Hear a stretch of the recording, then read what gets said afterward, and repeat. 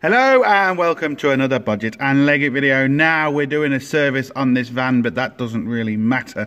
But like I've always said, the power of visual inspection, and not only that, it's always good once a week just to check everything, to make sure everything is in its right place and it's not rubbing against anything.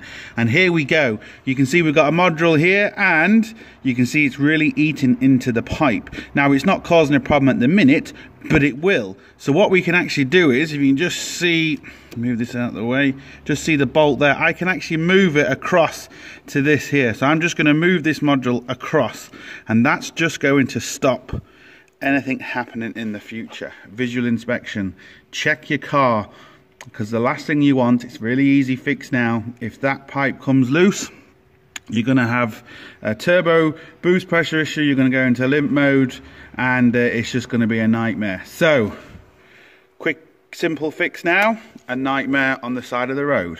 So look, hope it helps. Please like, share, comment and subscribe. Don't forget, links up here, links down below, but most importantly, don't forget, get your hands dirty. See you for the next one. Sorted.